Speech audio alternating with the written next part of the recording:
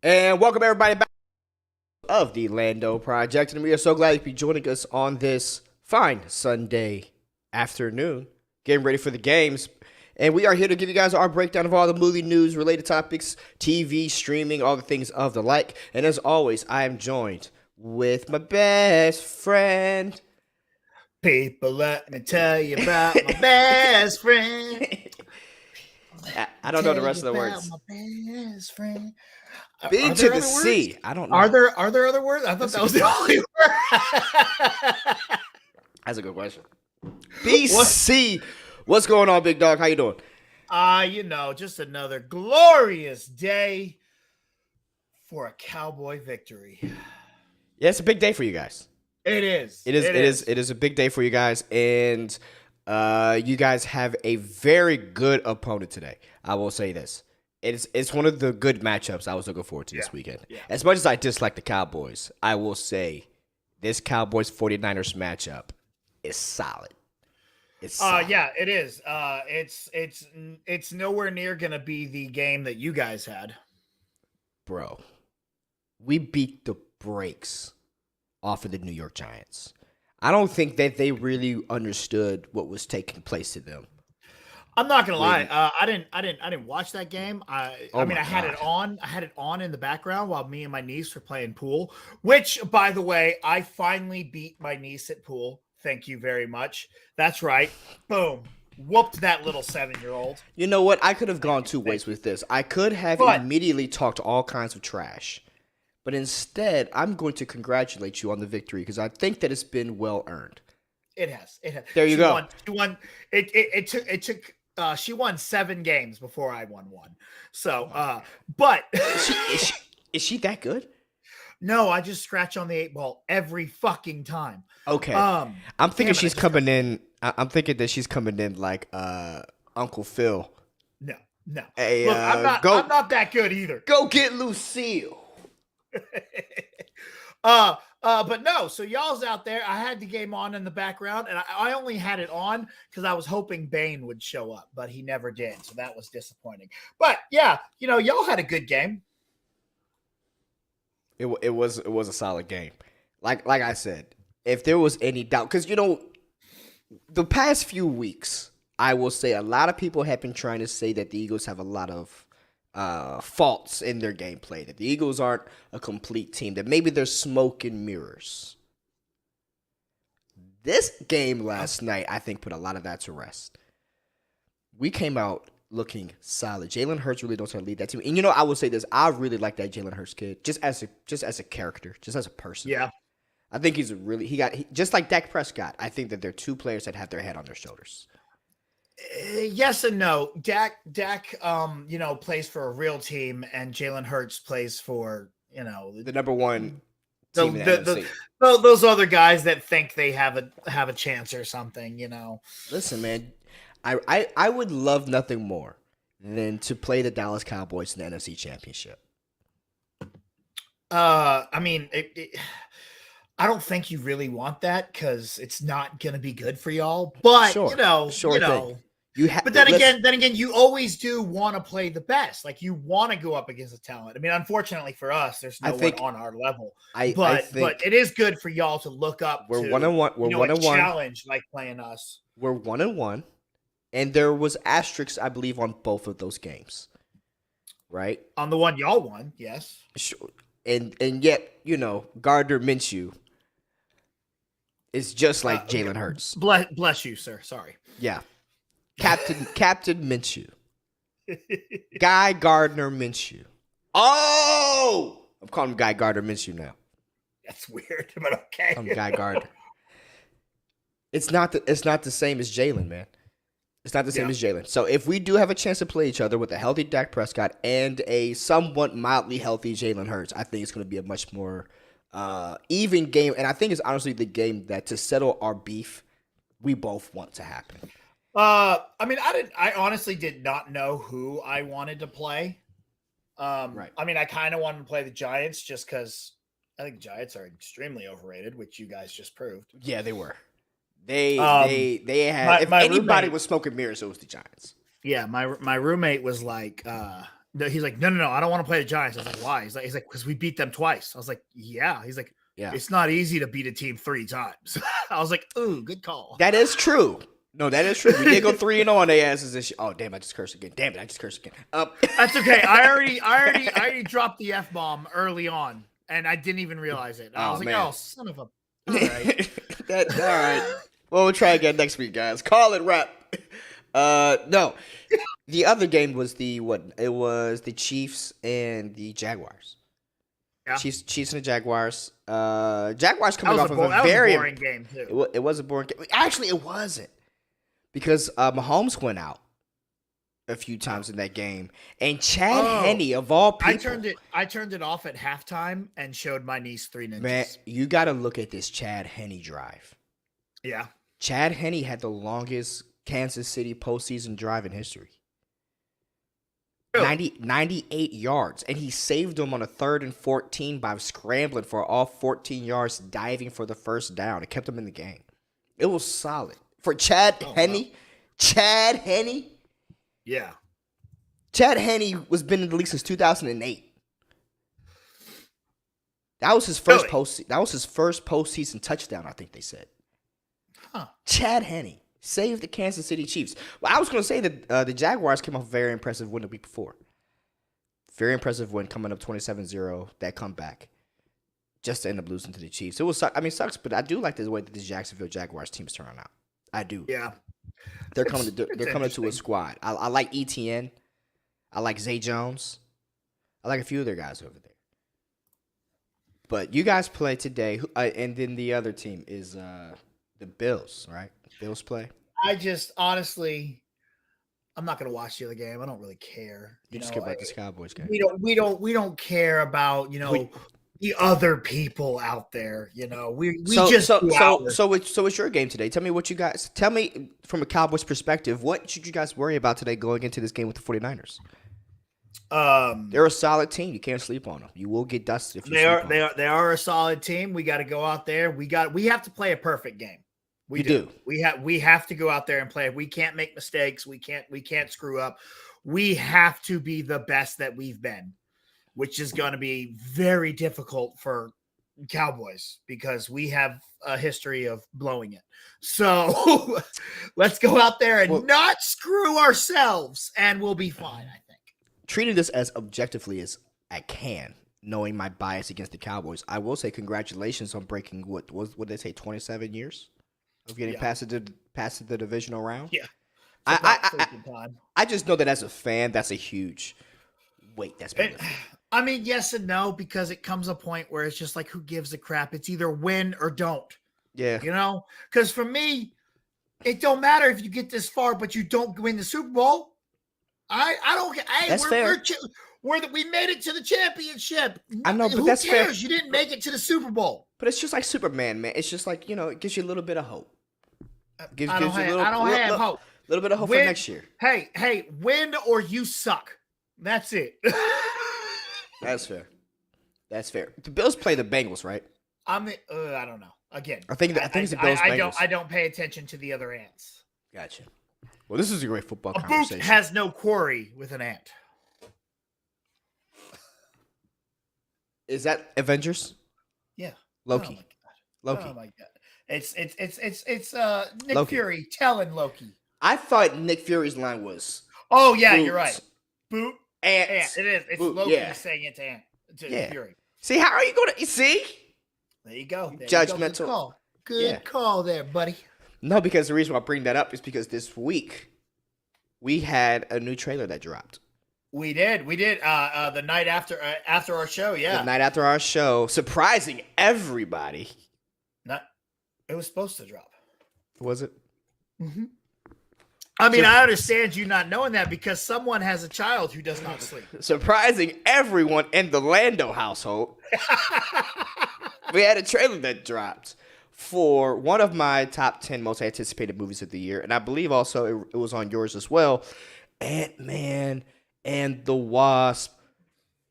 Kang-U-Mania. That dropped on Monday. Did you see? Did I show you my new? I I can't wait for it. My new. It's on the way. But did I show you my new shirt I ordered? Is that Ant-Man though that you pointed to on your shirt? Yeah.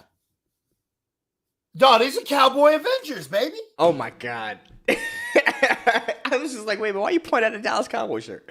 That's because it's the Cowboy Avengers. That's cool. That's cool. That's cool. That's cool. What did I see? What did I miss? Oh, I had a shirt. I had a shirt made. It's on. I haven't Figure it out, man. What did I miss? It's on its way. It is. Did you see did I send you my Quantum Mania shirt? Nah. Do you remember the old Hulk Hogan Hulkamania shirts? Yes. I made one. It's yellow with the Hulk Hogan writing. Nice. It says Quantum Mania. Nice. It is. It's available on my website right now. Disney didn't get mad at that. Disney did get mad at my other shirt I made though, which is the Captain America shield with NWO written on it. Oh, like spray painted on the Captain. And Disney emailed me and they're like, take that down now. I was like, oh, that sucks. Oh, well, at least I let you know nicely. I know. I mean, it was said a little less nicely, but look, the trailer came out, man. Yeah, came out, and finally, because we've been getting teases. Finally, sorry, we got to see a little bit of Kang and a little bit of action. We got a chance to see this trailer. When the trailer dropped, I love this thing. I just want to see Jonathan Majors. I think I'm just so captivated by this young man. Mm-hmm. Like, he is just killing it on all cylinders. And now I heard that he has a bodybuilding drama coming out or something. It was making this waves last night. Some bodybuilding movie that he's in. I just really am captivated by this guy. But you had a chance to see the trailer, man. What did you like about this trailer? What did you not like about the trailer? Is it getting you hype at all about this movie? So it's funny. It's funny you say that. You say you had a chance to see this trailer. I actually did not watch the whole trailer completely. Okay. So I watched it during the national championship. I did not go back and watch the YouTube version of the full version. All right. I only saw the TV. Got it. And when I say I saw the TV trailer, I mean, there was people everywhere. I'm leaning over the couch, just kind of looking. There's a lot of people talking, so I'm not hearing much. Halfway through, I was so entertained. I walk around and sit down on a stool in front of the TV, but there's stuff going on around me. So I didn't catch everything or see everything. And that's how I am. I don't like to watch this. We're too close to the movie for trailers for me. But I did see a lot of really cool things, and it really had me extra hyped for this. Seeing Kang just beat Ant-Man's ass. I was just like, oh, this looks brutal. And I'm really interested. It made my hype for the movie jump up a little more. It definitely did for me, man. And right before we started the show, we were talking about the ant boot line from Avengers. And when I was watching that trailer, that was on the show. sorry, that was earlier today. we were talking that. Baby, that's what got us into the Ant-Man. Baby brain. My timing is just a little off. No, so earlier, so we were talking about that, and as watching that, that's whenever that came to me, Ant boot, whenever he stomped him when he stomped and broke his mask. Kang looks menacing. Mm-hmm. Kang looks menacing. Now, I have a question to you about this trailer, though, because I'm seeing that everyone seems to be excited for Kang. I think that's unanimous. I think a lot of people are excited for Kang. I think for many reasons. Some of it I think is due to a lot of the MCU not hitting the way that some people have been wanting to hit. Maybe that connectivity part of it. Where are we going with it? That Thanos vacuum. The Jonathan Majors of it all. Yeah, the Jonathan Majors of it all. Right. Yeah. Do you think that that's why we're excited for Kang? The Jonathan Majors exactly? Do you think that the trailers are doing an adequate job at making Kang feel like he's the menacing threat that's going to carry out these next two phases? Because I don't know if I'm all the way in as much as my heart wants me to be in. And that's going to sound surprising. Yeah, that throws me off because Ant-Man was not on my list until that trailer kind of helped put it on that list. Which means it did its job. Yeah, that is what pushed Ant-Man to make me go, oh my God, this looks Civil War, Age of Ultron, Infinity War-esque big. And that's what got me hyped for it. And that's what made me more excited. So I'm more on board with this because of the trailer. Surprisingly enough, I'm not on board with it because of the trailer did a good amount to get me excited for it. But I think the most things I was excited for came out of the Empire article, came out of the magazines and stuff, the screenshots of seeing Kang with his time chair, things not really seen in the trailer. The whole, hey, let's, oh, that's cute of you on your throne, Rock. Right. Look at Mr. Jonathan Majors. How you doing? How you doing? Out here, man, with the throne. When I start seeing those images, that's when I started getting excited. Yeah. I'm getting more, and that's kind of weird for me. Normally, the trailers are what's getting me the most amped, and it's these still images. It is these things that's not really been seen yet that has me still hyped for this movie. But I'm excited, dude. February 17th, my birthday weekend. Can't come any because February 19th we in the building. So hopefully, this movie delivers, man. So switching gears off of Ant-Man Quantumania, another trailer dropped this weekend that I know you are super excited for, but it came with some very bittersweet news as well. And that was the release of the Cobra Kai Season 6 trailer was released. And also, they released a short little message saying that this is going to be the last Cobra Kai season. Now, I have wrote a question down. I wanted to ask you. BC1, what were your thoughts on the trailer? And 2, what is the legacy of the Cobra Kai show going to be? And do you think that there's going to be any future Cobra Kai-esque projects after the conclusion of this series? First off, if you're wearing headphones, I suggest taking them off for a quick second. I don't know what to do. Because I absolutely have to say, Cobra Kai! I am so bloody excited. It's so funny because the day before that trailer came out, I was talking to my buddy Andrew Bloom, and I was like, hey, man, they haven't greenlit season 6 yet. I'm getting a little worried. I don't know what to do. But here it is, a announcement trailer in all of its glory, showing us highlights of the entire season, of the entire series, including the Karate Kid movies. I am overly hyped for this. I am so excited. Yes, it is bittersweet because this is the final season, but they know that going in, which means they're going to do a good job. They're going to wrap it up well. And when you say, is this the end? Absolutely not. I don't think this is it. They have said before they have ideas for movies, and I think we're going to get at least 1, maybe 2, probably Netflix films for Cobra Kai. And I can't tell you enough. This show, well, it's fail-proof for me. There's no way that I don't love this show. All right, it is already one of my all-time favorite shows of all time. It is in my top 3. All right, it is a show that I will rewatch every single year for the rest of my life because I love it that much. And that was one of the worries about it being on Netflix is, yeah, it's going to end. But just because the song ends doesn't mean you can't enjoy the music. That was beautiful, man. Oh, thank you. That was beautiful. I'm really mad because, as you can see, I have my awesome Kingpin right here behind me. All right, but over on this, where there's absolutely nothing. If I could get my hand there you go. Yep. There's a Hawk poster that I have to get framed. Oh, Hawk from Cobra Kai. Yes, dude, and that's gonna go right here. I like Hawk.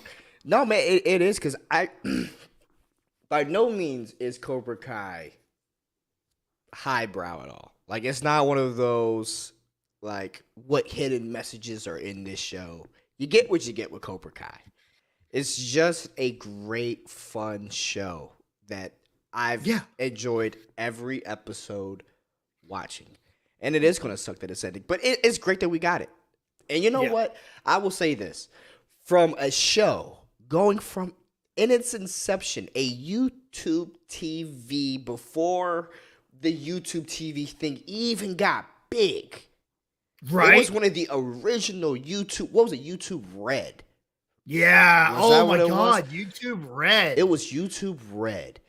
And for it to went from a YouTube Red show, which had some people watching it. And I think mainly we watched it because Christian Harloff was the guy that watched it, right? I mean, yeah, that's pretty much why I started. Is because he kept He was his champion. Yeah, It seemed. and then it was Netflix. No, it was Rachel that gave me her YouTube Red login. And I was able to go watch it. And I didn't watch till like the second season or right before the third season came out, and I just fell in love. Speaking of which, when we do our The Boys season 4 after show, yeah, we have to get Rachel Silvestrini back on. I did my season 2 after show with her. She was great. Nice. She knows a lot about the Crypt Keep mindset. She's awesome. Just quick shout to Rachel Silvestrini. Of course, great. You're one of the best. You're the best. I love Rachel. No, dude, I asked a question about his legacy because whenever we hear about these reboots and people going back at these, well, we'll have a whole conversation about reboots later, but I just want to make sure that everyone feels that same about Cobra Kai because I really enjoyed it, and I know you really enjoyed it, and I just want to make sure this thing ends really solid, and I want to see more movies, and I don't want to see the end of Johnny Lawrence from the Cobra Kai Dojo. I personally don't care if I see Daniel's son. Oh, Daniel LaRusso is a douchebag. I don't care if I ever see him. He's a complete and utter douchebag. I don't care if I never see him again. Bye. But I want to see more Johnny Lawrence. He has jumped, I think, in probably one of my top 25 characters, 25, 30 characters of media. Yeah. Like he's up there. You know what I mean? I love Johnny Lawrence. So it sucks that it's ending. But the trailer. The trailer. You know, the trailer's really just clips of all the old shows, but yeah, the Netflix trailers they dropped like it was just an announcement because I don't think they've actually filmed. While it didn't say coming soon, I think that was a relative term, as in we'll see it by the end of the year. Gotcha. Well, that was Cobra Kai. Well, the other teaser that came out this week that I'm really excited for is a show that kind of shocked us all, and it was kind of one of the. It just kind of shows Seth Rogen's range. Seth Rogen's been making a lot of productions lately. He had Preacher. He has The Boys. And the other project that I don't know if many people know is he has a show on Amazon called Invincible. Oh, I totally forgot about that one.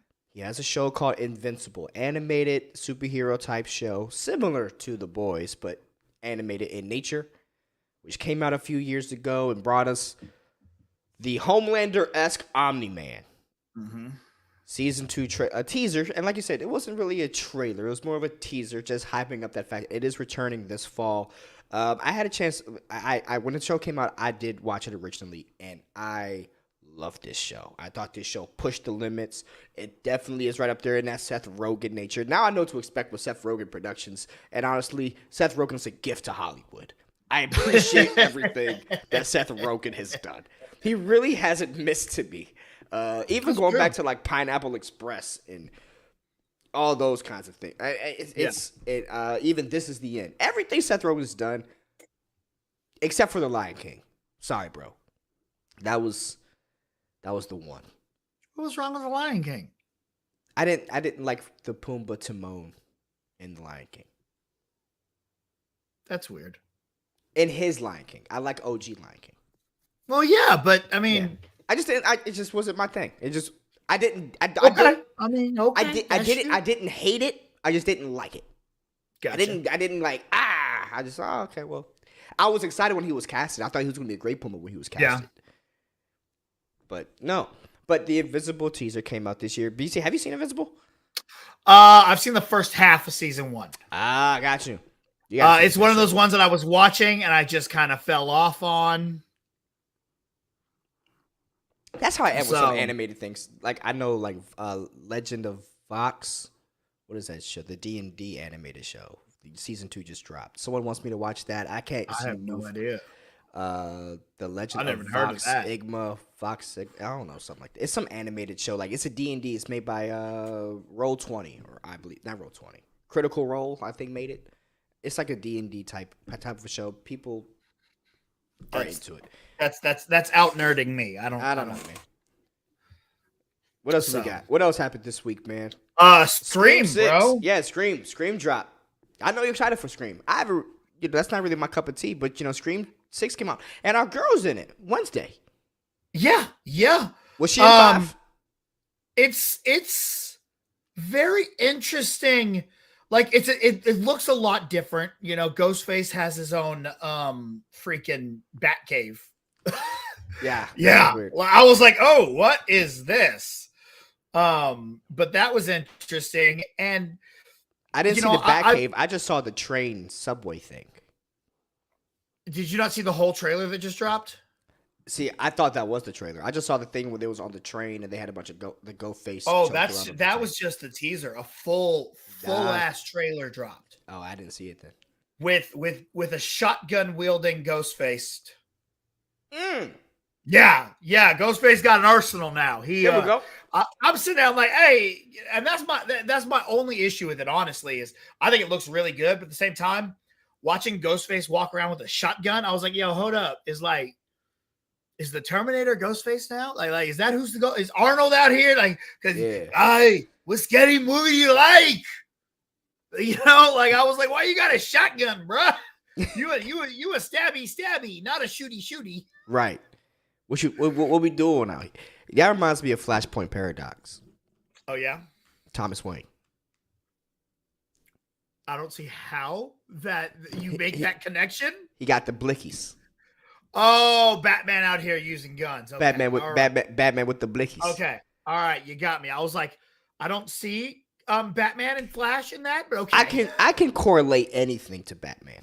There you go. I can correlate. You know how Robert Byer is with Star Trek? I can do that literally with Batman. I just hold it in to my chagrin. I want to say all the Batman references I can, but no one would ever watch this show. It'll just be me talking about Batman for about 95 minutes. Yep. Speaking of which, tell me your 5 reasons why Christian Bale is not the greatest Batman. Never mind, we don't have to do that today. Oh, he's not the greatest Batman. He isn't. He is not. What else came out before we talk about The Last of Us? What else dropped? I'm trying to think. That was kind of the big stuff. You sent us a whole list, and I just assumed you had the list written down. I did. I did. So I didn't pull the list up. This is how lazy I was just now. I had the list. I looked at it. To be fair, it's not really lazy. It's just you didn't sleep all night because you have a child. This is tough, man. Ooh, that's what we need to talk about. Okay. The child. The child is great. The child is cool. But there's also another child in another trailer that came, and its name is Grogu. Oh, yeah. That trailer dropped. Mm-hmm. Mandalorian Season 3. I didn't watch any of that trailer, so. Yeah, it was cool. Nothing really happened in it. Mandalorian's coming out. Here's my thing. Actually, I'm not really hyped for it. I'm just expecting it. I am. I'm excited for it. Yes. I'm just like, okay, cool. When it starts, I can't wait. Yeah. Here's my thing. I would have been more hyped if the child wasn't in it. If Baby Yoda wasn't there. Because with Baby Yoda there, come on, I feel like it's just going to be the same. Come on, buddy. Over and over and over and over. Come on, buddy. We all know that Disney is waiting for the quarter 4 earnings report for Baby Yoda merchandise. Yeah, I know, and it's on the docket. It's just okay, cool. It's like tax refund season. Why didn't you go make a Baby Yoda show? Like, why don't you? They do. It's called The Mandalorian. Yeah. Plot twist: Baby Yoda will become the Mandalorian by season 27. This is all the origin story. You know how my buddy. Go ahead. My buddy messaged me and he's like, did you see all the lightsabers? I'm like, I didn't watch. He's like, there's Jedi back. I go, it's probably an Order 66 flashback. Goes, it definitely is. Oh yeah. It's definitely an Order 66. It was like, oh, it's definitely an Order 66. Because apparently now us who grew up watching Revenge of the Sith are now like, you know, or the people that grew up watching Revenge of the Sith are making shows and movies now, and they're just like, you know what? They didn't give us enough of Revenge of Order 66. We need to see younglings being killed. So, okay, can I say this? I'm tired of Order 66. I'm not killing them youngling bitches. I'm tired.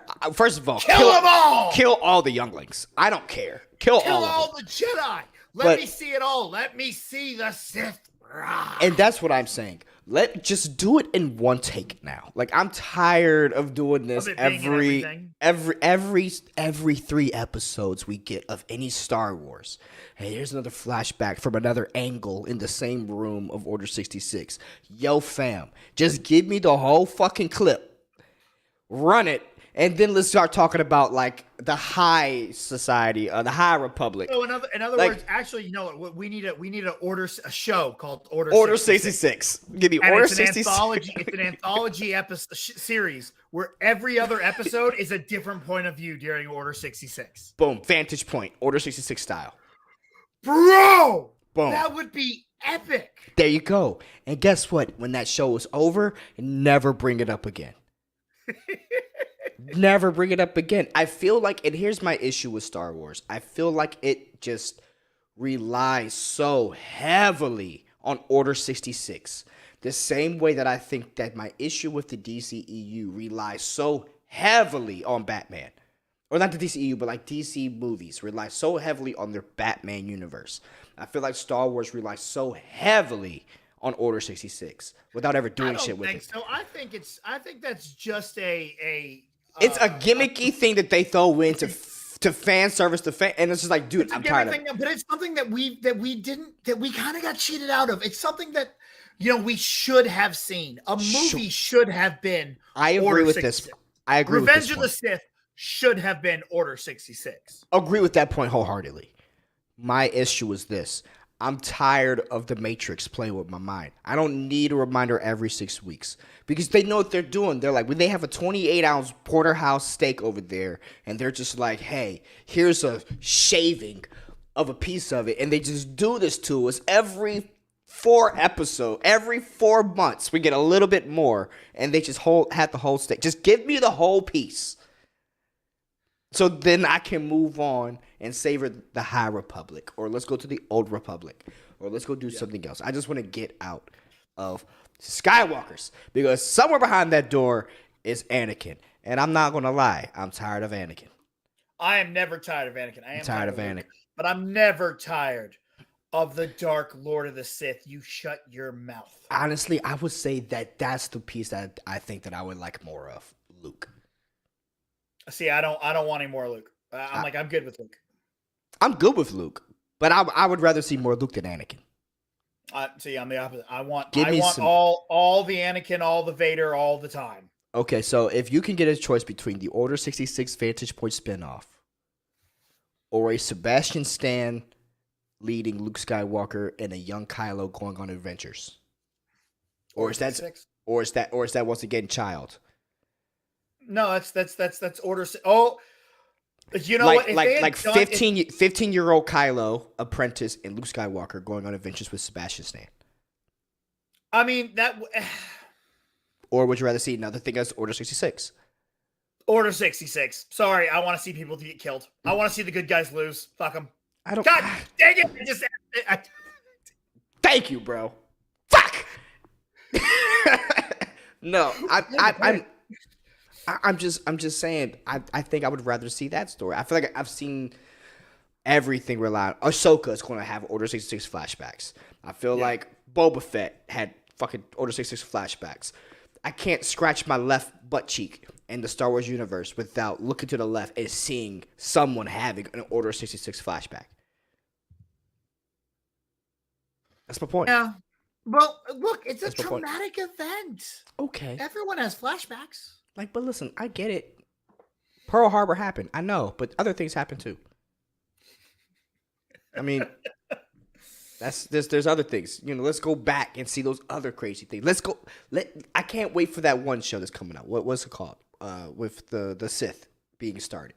Oh, the Acolyte. The Acolyte. That's what. Yeah, I'm ready for excited that. about the Acolyte. I'm excited for that. You know, is that coming out this year? I don't know. I don't know when that's coming out. I'm looking forward. I don't know when anything's coming out. You know what I do know is coming out tonight at 9 p.m. The Last of Us. The Last of Us. The Last of Us. Is this a good time to talk about The Last of Us? It's as good a time as any. All right, man. So let's talk about it. So, finally, The Last of Us HBO adaptation, the one that we've been so highly looking at for quite a while. We've been leading up to this show. and we've heard many things, many high praises for a while about this. We got a chance to look at that first episode last week with all of you. BC, how terrible is this TV show? Oh, that's one of the worst things I've ever seen. That's what I fucking thought too. No. I really enjoyed it. I thought it was really well done. And here's the thing. I've never played The Last of Us. I don't know a single thing about it other than there's a dude and a little girl. All right?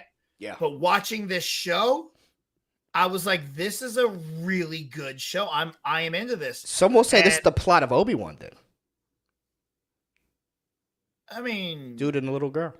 Yes and no. I mean, I was just making fun of you. I was making fun with you. I was making fun of you. What you saying? Yeah, I hated Leia in that movie. I mean, no, Leia was really good. She didn't need to be there. She needed to be in something else. That girl was fantastic, but it took away from Obi-Wan versus Vader. Sorry, Obi-Wan. Hey, fucking Last of Us. Damn it.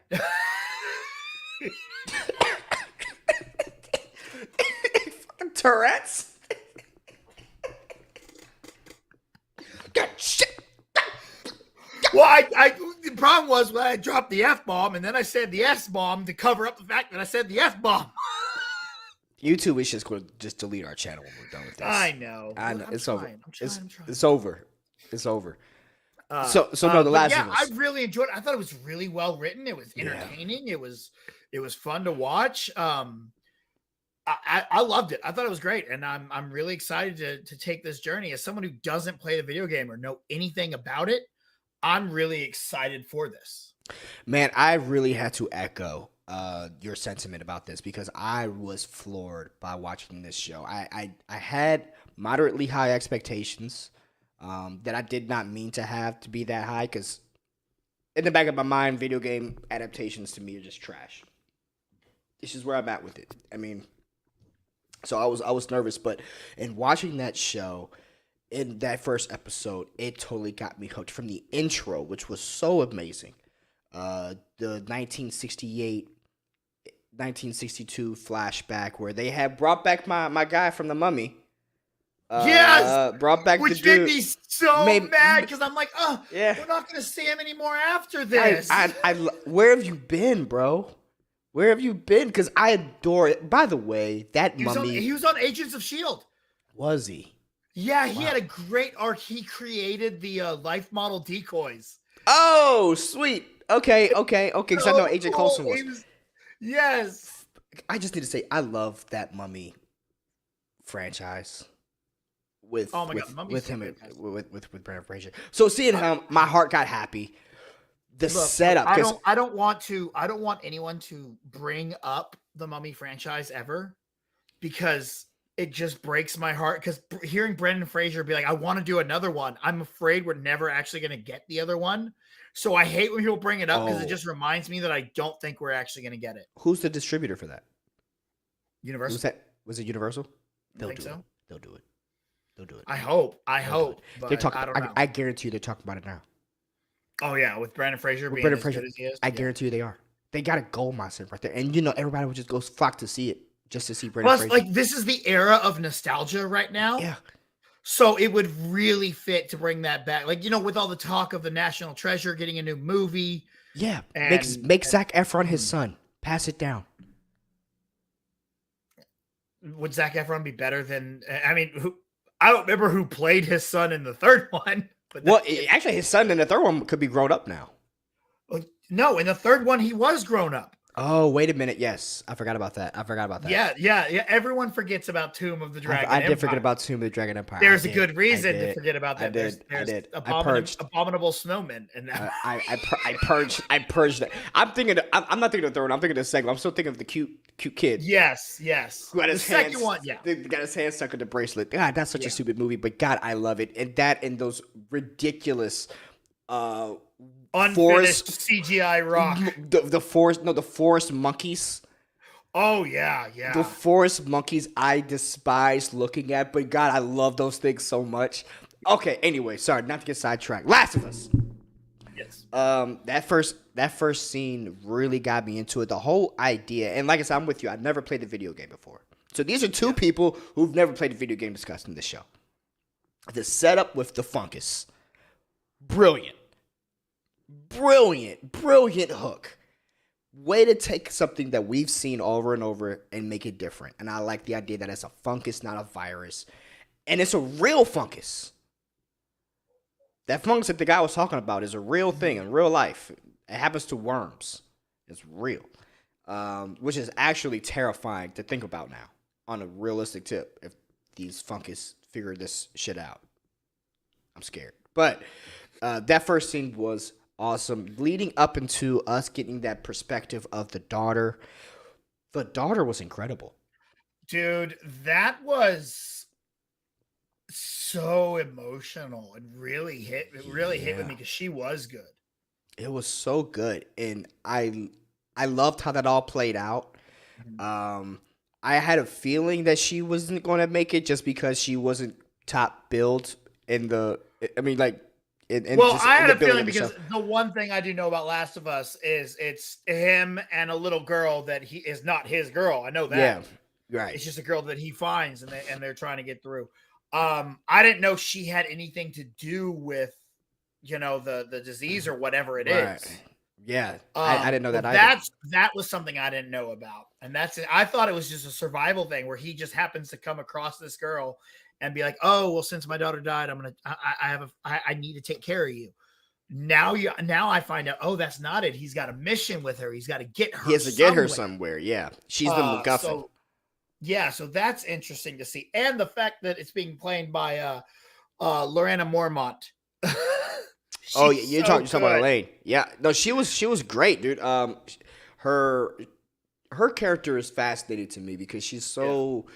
It's still that Lorena Mormont badassery. But I definitely feel this relationship going. I don't know what to take of their relationship. I don't know if it's going to end up being like a surrogate dad, surrogate daughter kind of a thing, or if they're going to kind of just be riding out like homies, right? Because she definitely has that persona of like, maybe I'm just going to kick it. Like, she's just cool as hell. She can shoot a gun and she's going to cuss him out too. Let's go get a beer.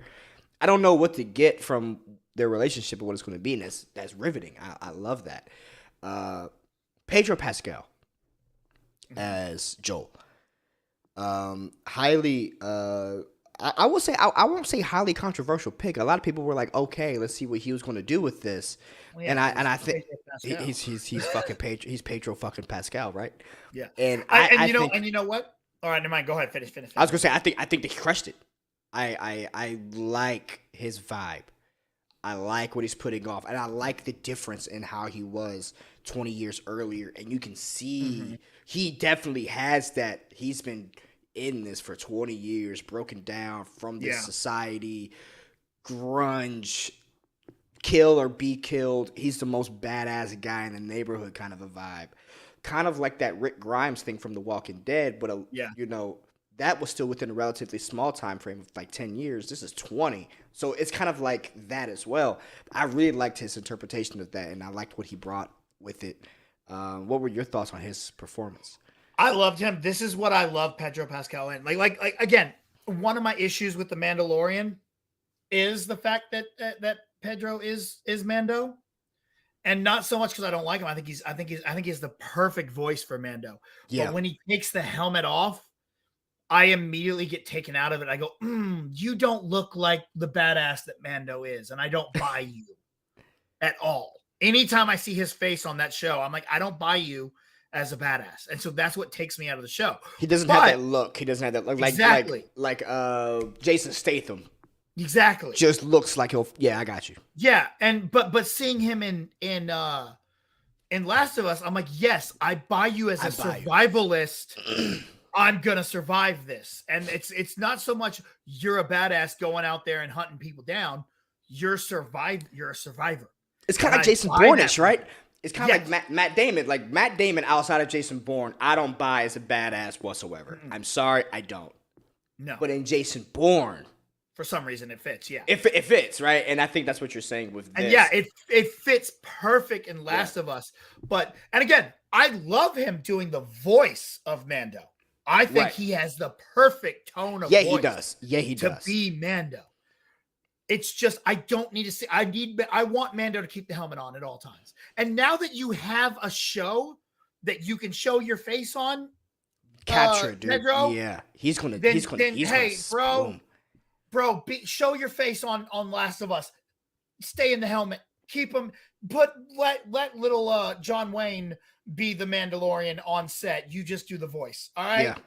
Don't show me your face. Don't show me Mando's face. Show me Pedro's face in Last of Us. There you go. You get to have your face on TV right then and there.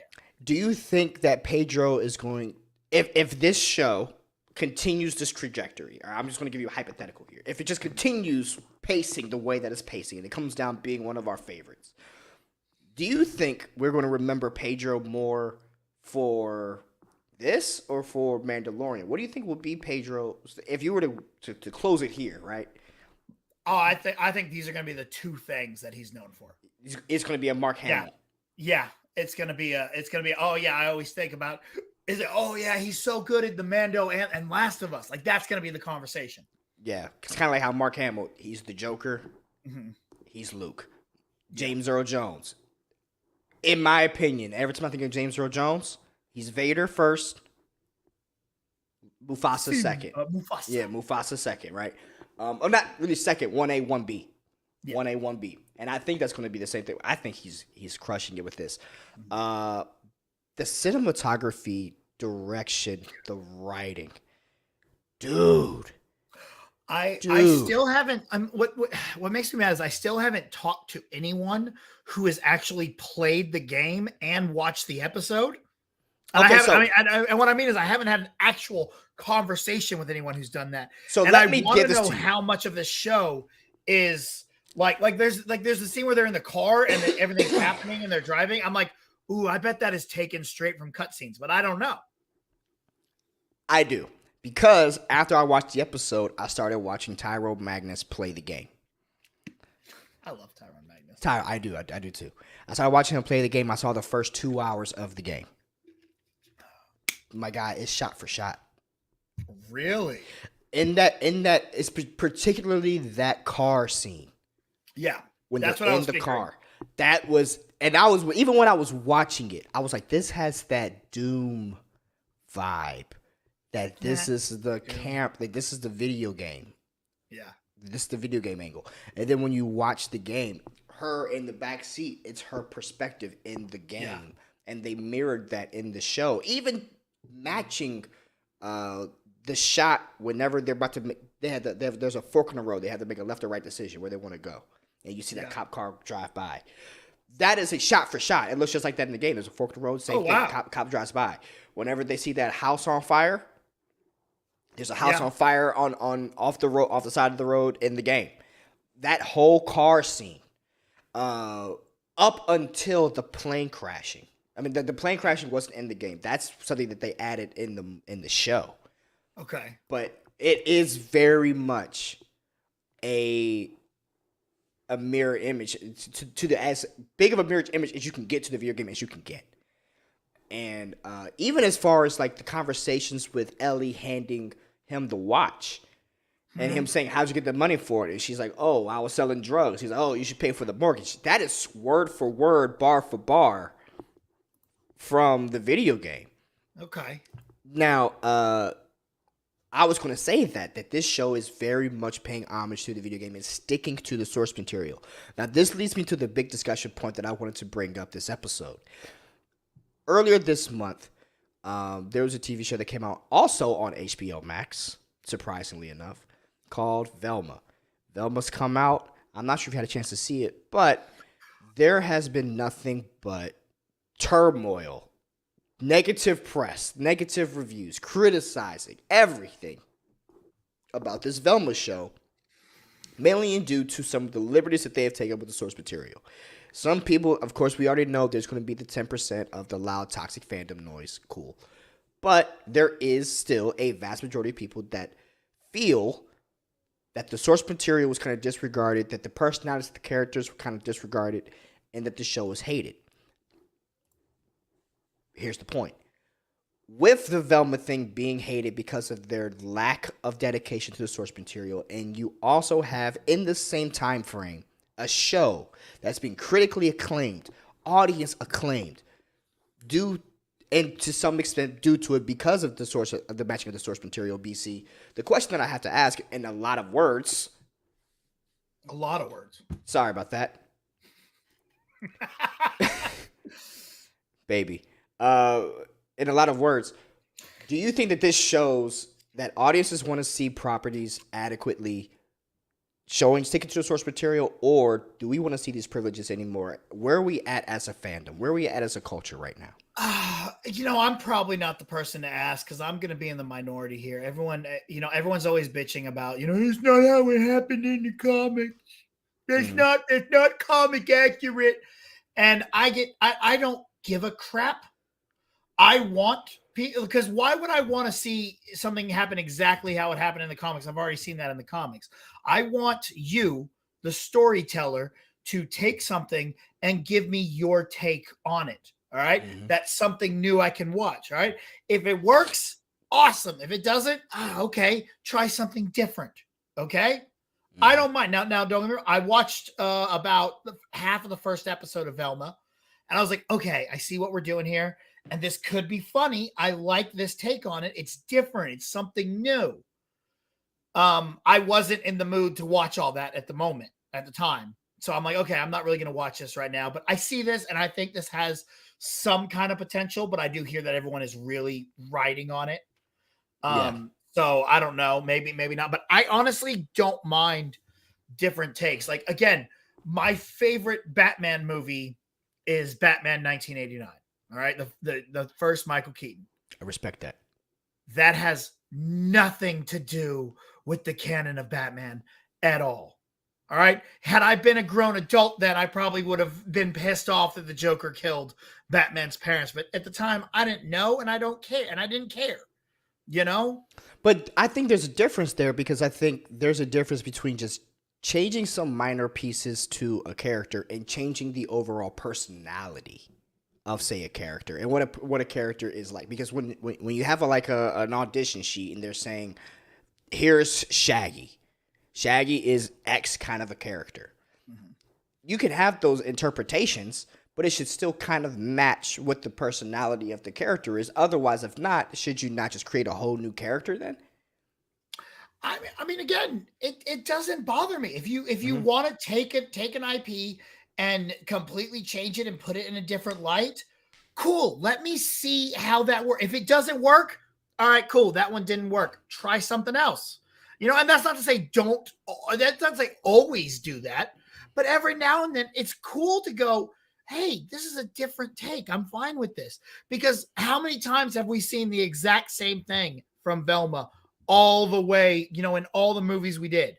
In all the cartoons, and it's always the same thing. Now we're getting a different look at it. I'm like, all right, cool. You took a chance.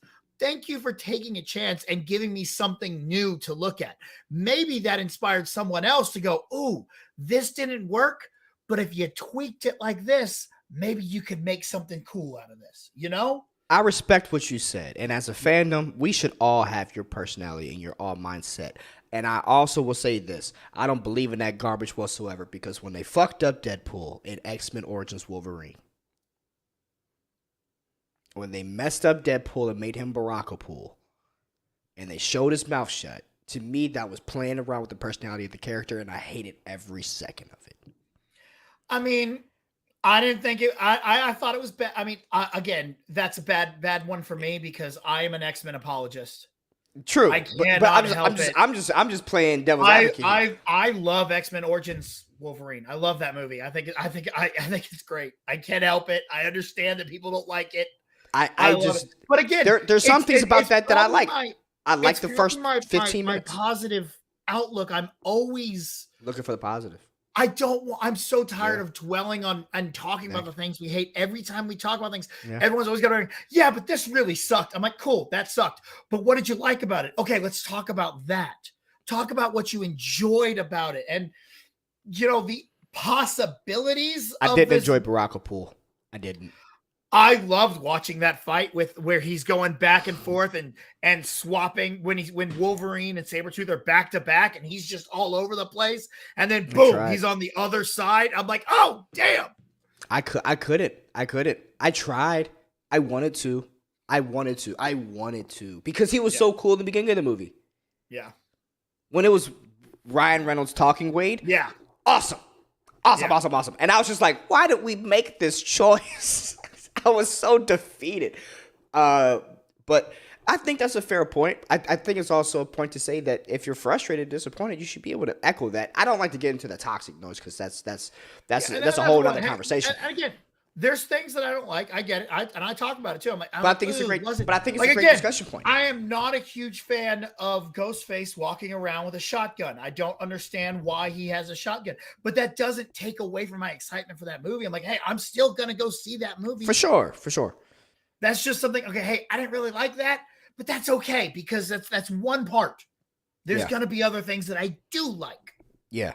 And I think it's just a good discussion point because these shows came out on the same network. They both took two totally different routes with their adaptations and their shows. So you got two totally different. So I felt it was a good kind of conversation to have about, hey, the source material piece. And I totally echo what you're saying too, because there might be, because it was obvious that Velma took inspiration from Harley Quinn. Mm-hmm. So, and from I think that's what they were trying to do. And I think that's what they were trying to do. And if it would have worked, cool. I didn't like the Shaggy character because I like my pothead Shaggy. See, I didn't even get to Shaggy yet. Yeah, I like my pothead Shaggy. So like when he's talking about how he don't like drugs and he's like a super, straight and narrow kind of a guy, I'm like, you're messing with this personality, this character way too much to the point where I can't recognize. Unless they're planning on showing you pre drugged out Shaggy. That could be maybe the that's thing. because and maybe I think of that because I'm watching. I'm almost done with the '70s show. I'm in season 8, and they just flash back to Leo to when he's getting home from the war, and yeah, and it's like how'd you become you? And he gets in the car with the jazz musicians, and you're like, oh, okay, so that's how it happens. Leo. Now, if they do that, I could totally, and I did mention that to Lindsay. I was like, unless they're gonna do the long drawn out origin story for Shaggy, where episode 7 it takes the wrong muffin off the countertop and grabs the Scooby snack, and then episode 8 they find Scooby or whatever. I guess whenever I look at Velma though, as a Scooby-Doo fan, if someone came up to me and said, "Hey, what is Scooby-Doo?" I'm not turning on Velma to introduce me to Scooby-Doo. Oh no, I wouldn't do that. It would now Harley Quinn. If someone wanted to know who Harley Quinn was, I would put on the Harley Quinn show to introduce me to Harley Quinn. I could do that. And I would feel okay with that. I wouldn't go right to Batman animated, even though they should start with. Yeah, I mean, I wouldn't. Be. I mean, if you don't know Harley Quinn, you probably don't know the other characters of Batman. True. So I don't know. That's true. That's because bad hypothetical situation here. Yeah, then they're gonna see Bane and Clayface and be like, "That's what those villains." No, those are not them. In real, in actuality. Yeah. But what if King Shark was? King Shark could be. I mean, I do think that is a lot like King Shark. Yeah, King Shark's never the monster villain. He's the goofy. Misunderstood.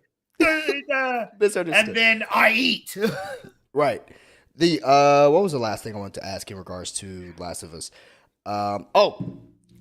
Now Last of Us just dropped. One of the biggest games to come out over the past 10 or 20 years, I could say. We could say that Last of Us is one of those bigger games. There's been quite a few also games that we've been hearing lately that's been getting sold off to these streaming services. For example, Horizon Zero Dawn got sold off, and I think it's going to go to Amazon Prime, I believe. Which is a great game that my wife introduced me to. Open world concept game. I love that game. It's very, very fun. You got your Gears of War game that I believe is being developed. It's always been in development, but it seems like that they're trying to make some progress on that. You have these video games adaptations being considered and talked about. Mm-hmm. They're obviously looking at The Last of Us. What are some of these? What are some of the takeaways that The Last of Us episode 1? What's some things you could take away from the first episode that these other companies can look at and use for these future adaptations? Just put thought into it. Just put a little thought into whatever it is you're doing and write the script. Make a good story. If there's a good story with the paint job of whatever game or whatever you're doing, you're gonna be fine. All right, Yeah. as long as there's a good story there to tell. That's what I had to say. Because Last of Us started out giving us a good story. I'm into this story. I want it. You've made me care about these characters, and now I want to go forward. And as someone who knows nothing about the game, I don't care. Let's go forward. And they did it without showing us much of zombies. It's a zombie show, and we didn't get, which is good because I don't like zombies. We didn't get much of zombies. It's a zombie show. We didn't get much of gore. We didn't get much of violence. Even though we were able to see that over here they're fighting, that's not where we stayed. They let us. They showed it. There you go. It's happening. But that's not where we're going to be at. The way that they crafted the Last of Us story is we're going to get to know these characters. Mm-hmm. They put the characters first. Yeah, we know that there's shit happening around them. You get that with every show. But why are we watching this one specifically? Let's get involved with these characters. The way that they're doing this now, and I don't like to do this, but this just adds clarification on a point that I was making before when we were watching She-Hulk. I was saying I don't feel the connection to the characters. And that is what, if they do decide to make a She-Hulk season 2, I hope that they spend a little bit more time getting me or finding a way for me to connect with the character of Jennifer Walters in a similar way that they were able to set me up in one episode with The Last of Us. Okay. They did it tremendously. And I mean all the characters. Ellie, Teresa, Joel, Jimmy. Jimmy, is that Diego Luna's brother? His name is I don't know. His name is Gabriel Luna. Not to say anything, but that's Ghost Rider. Oh, okay. That's who it is. Thank you. Yeah. Thank you. This is a great cast. And I guess Terminator 2. Yeah. No, Terminator movie.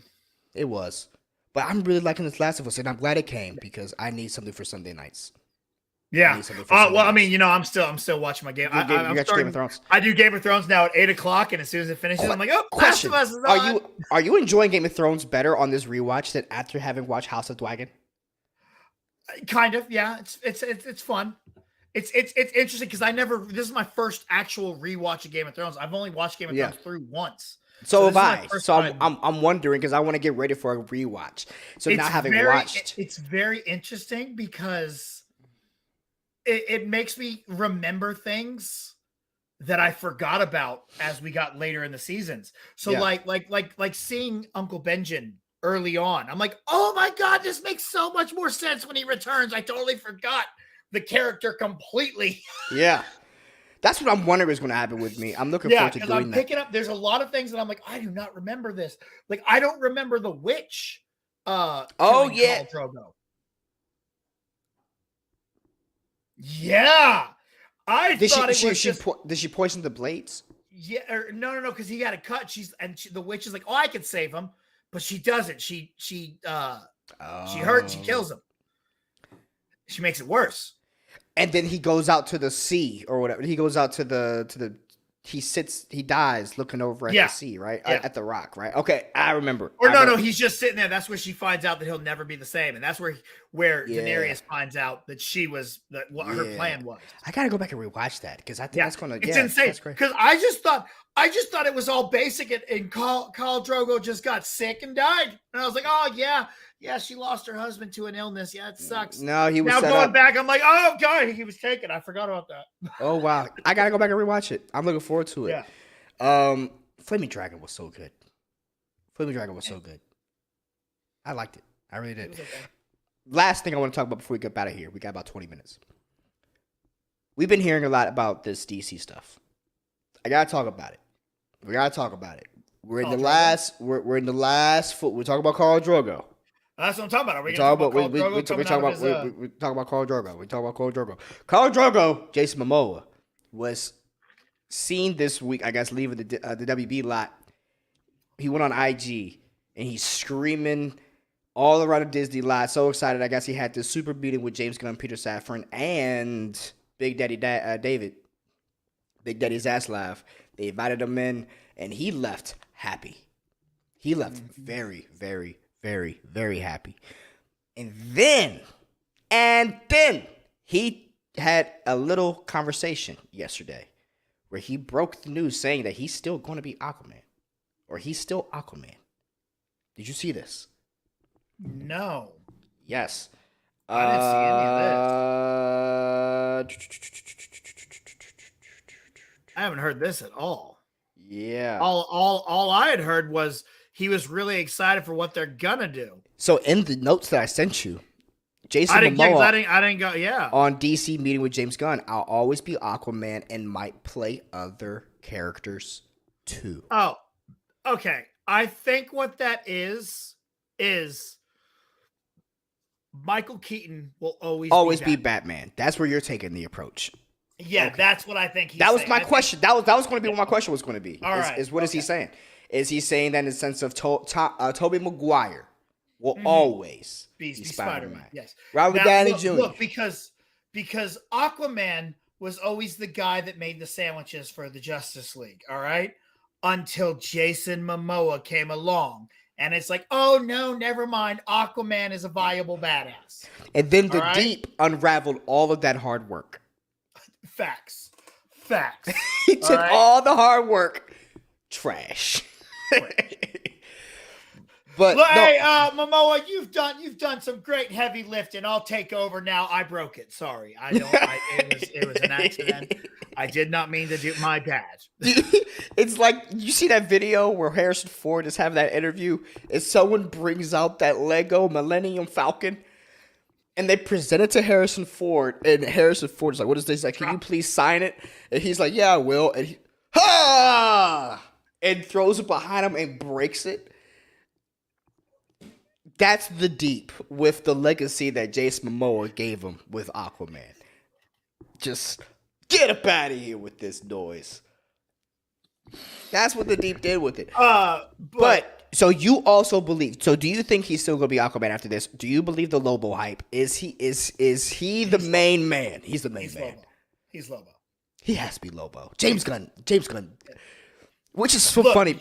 In the next 8 days, we're gonna know. Eight, maybe 9 days. At some point in the next 8 to 9 days, next week, we're gonna find out they're doing a Superman movie, a Batman movie, and something with Lobo. Whether Lobo's gonna be the villain of Superman or Lobo's gonna get his own movie. Those are the three things that I think we will definitely get. So that's where I was gonna get it. Man, you're so ahead of the curve here. So Superman, Batman, and something has to do with Lobo. You think all the 3 things that we're definitely I think getting. those are 3 of the announcements we are definitely getting. I don't know if that's the only announcements we're going to get, but I think those are 3 of what I think we will get. Can I give you a curveball? Shoot, throw it at me. There was a picture taken of Jason Momoa and Ben Affleck. Do you think they're talking to Jason about being Bruce Wayne? No. Jason Momoa, look, he's not cutting his hair. That's not happening. That is a staple for Bruce Wayne for you. He could put it in the ponytail, be real clean. Bruce Wayne doesn't have a freaking ponytail. Batman's not gonna put on the cowl with a ponytail behind it. You don't think Jason Momoa will cut his hair to play Batman? No. You don't think so? No, not at all. But he doesn't need to cut his hair if he plays Lobo. No, exactly. He doesn't need to. And he has talked about Lobo. Is there any other person that you can see if they do Lobo that they would cast? No. How it is over under 95%? He's Lobo. Over 99.9%. He is Lobo. Look, you have to have the 0.01 because maybe he's nobody. I don't know, but he is not Batman. I'm sorry. Not Batman. Would he be a good Batman? Before he was Jason Momoa? Do you think before he was Khal Drogo, before he was Aquaman, before he was this when he was Conan. When he was Conan. Before he was maybe before Conan, right around Conan, but before he was this god of a man who gave us this, he's just chiseled granite. He is who he is. Hey, go ahead, wipe. You're drooling. You're drooling. He is not going to cut that hair, baby. Believe that. So let me ask you this question then, because James Gunn said that he's not casting Superman yet. Yeah. He's not casting, which I think is a smart choice. Don't cast yet until your script is done. Yeah. Do you think there's a Lobo script ready, or something to do with Lobo? Because do you think James Gunn, knowing that he's not going to cast Superman yet, already just like, okay, I don't give a shit what we're doing. Lobo is Jason. And when we're announcing this week, do you think they're announcing Jason Momoa is going to be Lobo? Because I think the announcement, the number one thing I think is James Gunn is writing and directing the Superman movie. All right. True. And so I think it is a very big possibility that the villain of that movie is Lobo. And it ends up being more, anti-hero-ish at the end, where it's like, okay, hey, we cool. I ain't gonna kill nobody. We good. That kind of situation, to where we can get a Lobo movie later on. But I think that's the way, like, unlike Black Adam, which I think, as much as I love Black Adam, I think the problem was having him not be a villain first. True. Had Black Adam been an actual villain in a movie first, I think everyone would have taken to that movie more. I can agree with that. I can definitely see that. And I like your idea that Lobo would probably be introduced in Superman. Mm-hmm. I like that idea. Now, I think there's a possible chance of him announcing a Lobo movie. But that's kind of where I think, because I think they're going to go Brainiac for Superman. Starting with Brainiac is difficult. But is it though? But then again, if I remember, you can start with Lex. If I remember didn't the animated series that introduces Lobo? I mean, not introduce him for the first time, but when they brought Lobo in, wasn't Brainiac part of those episodes? He probably was around that iteration. I can't remember off the top of my head. I got to go back and rewatch. But I would think that that's where he want to start. Honestly, we talk so much about Batman, Superman, Jason Momoa. Can I tell you the two things that I really am looking forward to with this DC universe? What's that? Lex Luthor. Okay. I'm really looking forward to a well-casted, well-written, solid Lex Luthor. Because he's so pivotal. Mm-hmm. He's so pivotal, and he's so pivotal in everyone's trajectory. Right? And I want to know how they're going to play Amanda Waller. I want to know what this new Amanda Waller is going to do in this universe. I don't know if we'll see Amanda Waller right off the bat again, since we already seen her. I think they'll step away from her for a little bit. There's only so many opposing forces that can cause friction if they use Amanda Waller like a General Thunderbolt Ross. Yeah. That's how you have to use Amanda, in my opinion. But you can have Lex Luthor just in the background, running for president. You know what I mean? I want to see President Luthor. If we're going to do yeah. I would love. That's what I do love. That's what I am most excited. I do want Luthor to be a very important character within this, and I want it to be something that Superman can't just put. I don't want Batman. He's Batman. A criminal. No, I don't want him to be an actual criminal. I want him to be a real politician who happens to be the bad guy. Right. I want him to be untouchable to the point where even it's fucking up Batman shit. Yeah. I want a Wilson Fisk. Yeah. I want a Wilson Fisk as... There you go. And that's what...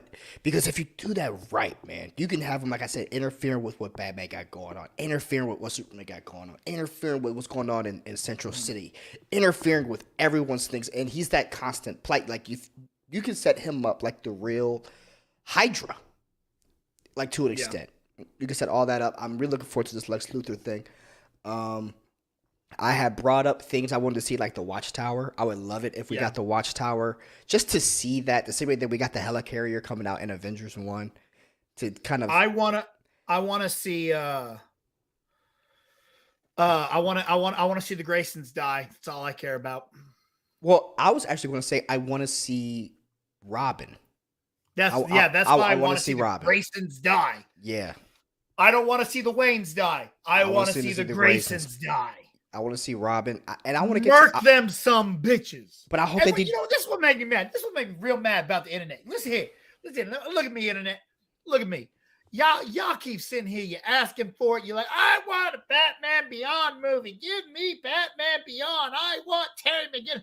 Bitch, we ain't even got a Dick Grayson yet. All right, you want Terry McGinnis, and you ain't even got a Dick Grayson yet. We had Chris O'Donnell back in the freaking 90s, and that's all we've had. Give me freaking Robin, man. I want Nightwing. I want Nightwing.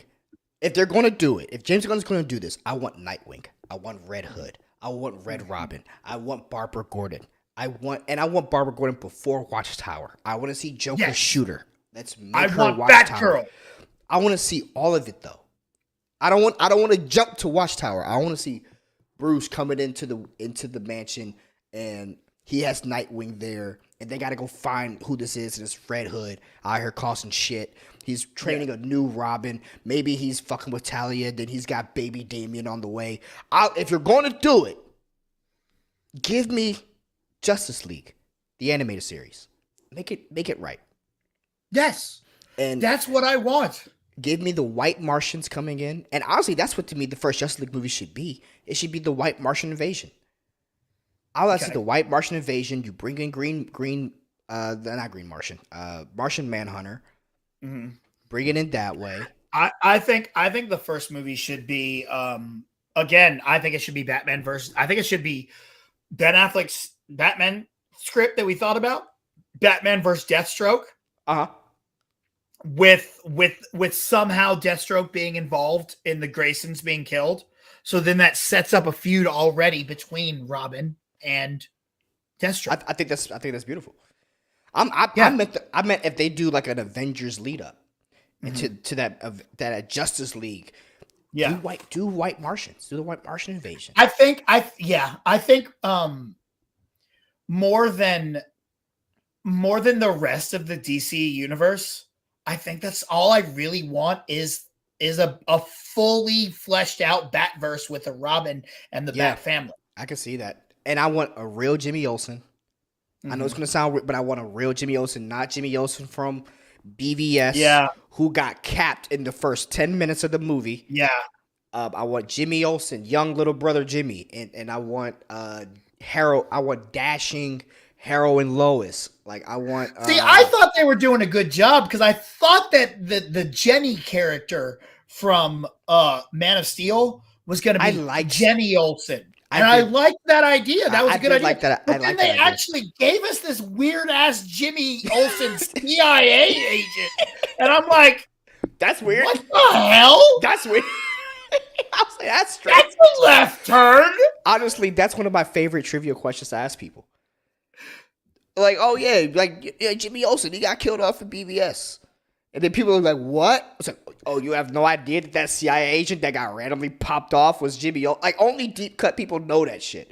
Yeah. It blows my mind, but it's I want real Jimmy. They don't actually say his name. They don't really, I don't think they say his name. Extended cut. Except for the extended cut, so when they say his name then. I want to see real Jimmy Olsen if they're going to do Superman correctly. I want to see a proper Lex Luthor. I want to see Hal Jordan, the pilot. Do the Captain Marvel movie with Hal Jordan, and let's see that. Or if you're going to go Jon Stewart, let's see that movie. Mm-hmm. There's so, and this is where a lot of the. I honestly, I want origin for Jon Stewart. Hal Jordan's already Green Lantern. I can see that. I'm okay. That's what I want. I want. Maybe he's not here on Earth. He's still out with the corpse training or something. I can see that too. I'm cool with that. Yeah, I'm cool with that. I personally would rather see Jon Stewart than Hal. Well, that's why I'm saying I want Jon Stewart in the universe, but not Green Lantern yet. You know what I'm saying? Do you want Barry or do you want Wally? Oh, I want Barry. I don't want Wally. Barry. I kind of want Wally now, man.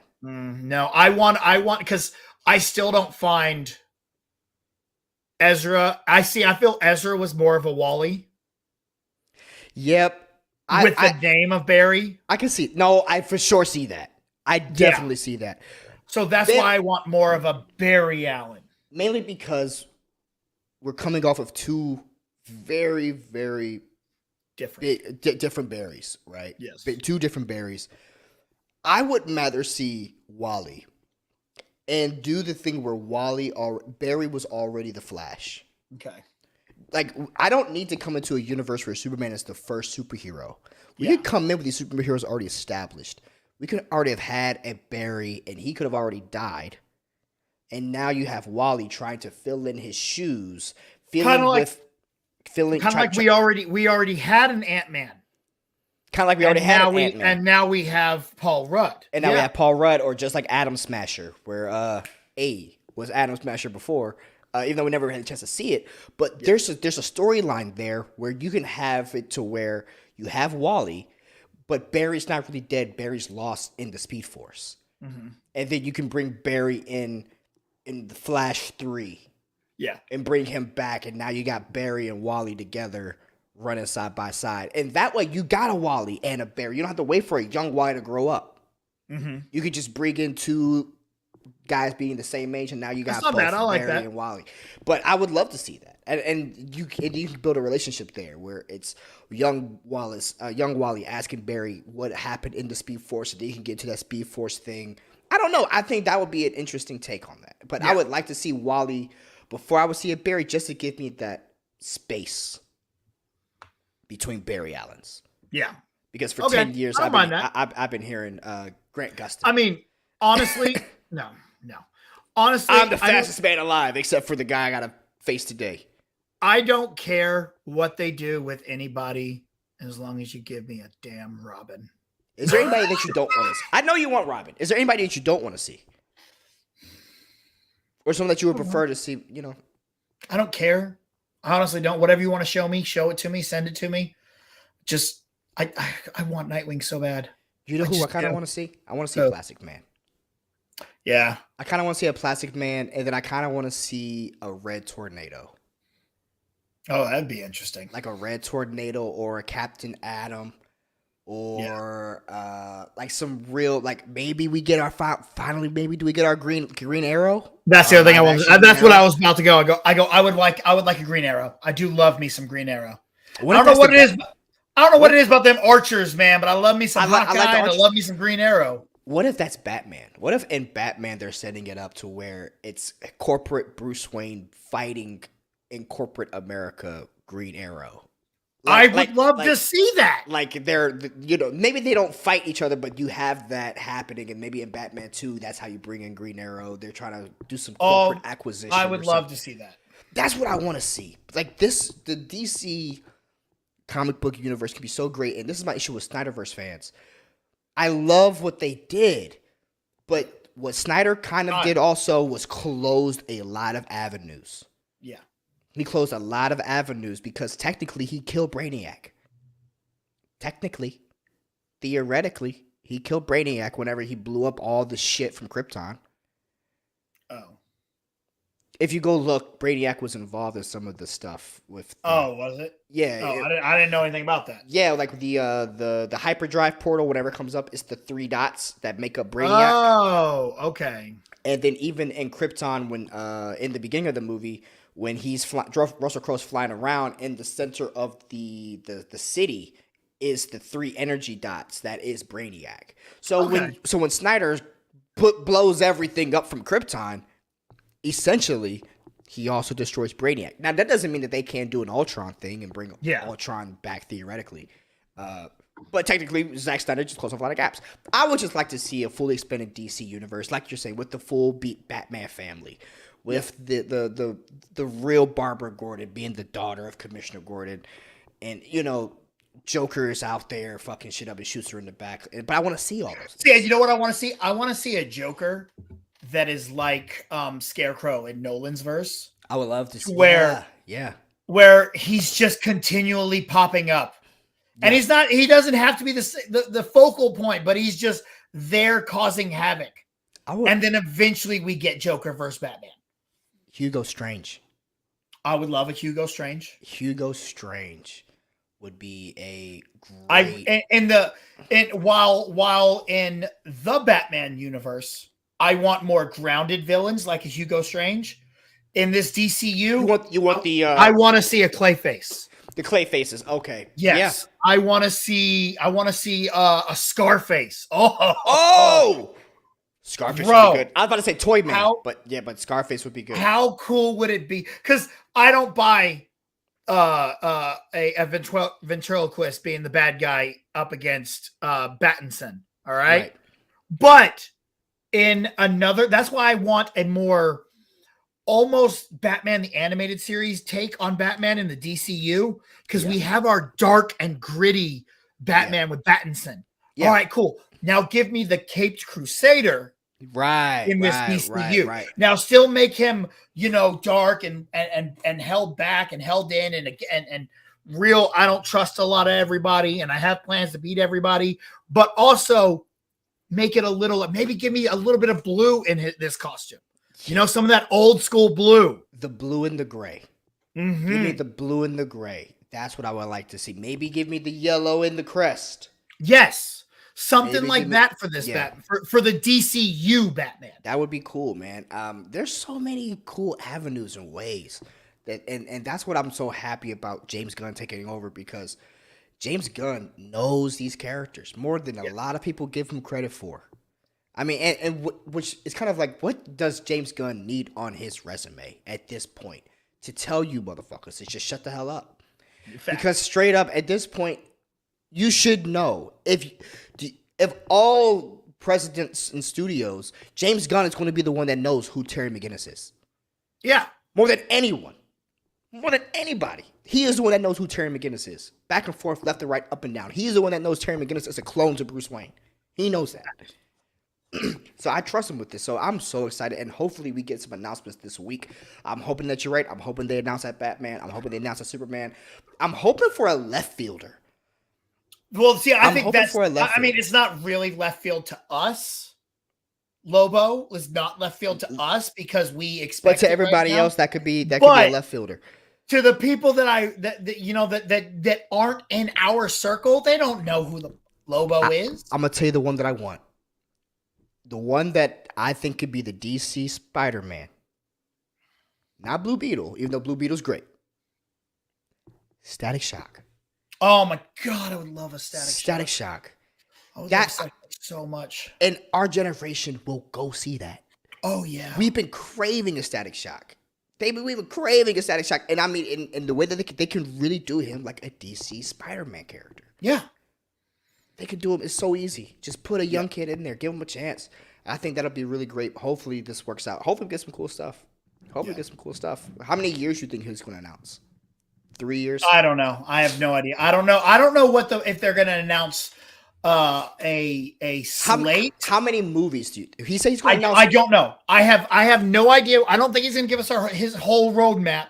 But the only thing I know, and this I am 99.9% sure, we are going to get Superman, Batman, and something with Lobo. What about TV? I don't know. No thoughts on TV. I have no idea what, and that's just because I don't. What do you think do you think that Green Lantern Corps is going to be a TV? Yeah, I think they're revamping it. Yeah, but yes. Do you think that'll be a disservice to Green Lantern, or would you rather see him in the movie first? No. Okay. Not in today's age. In today's age, you can do a series. Not if they do it like the HBO's been doing it. HBO's been crushing it, man. Yeah, and look, just like I say with Marvel, in Feige we trust, in Gunn I trust. Gunn I trust. Yeah. In Gunn I trust. Now again, Gunn he's not my favorite filmmaker at all. I'm not a big fan of Slither. Nope. I loved Guardians 1, not a fan of Guardians 2. Loved the holiday special though. So, but I think James Gunn has a vision, which makes me happy. I'm like, okay, cool. You have a plan to take me on an adventure. So I will ride with you, James. Let's do that. Remember, this is the same guy that Kevin Feige wanted to lead his cosmic universe. Exactly. So one, he's a collaborator. And I love the fact knows how to do that. He communicates with the fans. He understands this is his playground, and I think he's going to have a lot of fun with it. I'm looking forward to it. Guys, this wraps up our Lando Project episode for the week. Guys, we appreciate you hanging out with us. BC, this is fun. Yes, this was fun, man. Hopefully next week I can have a little bit more sleep.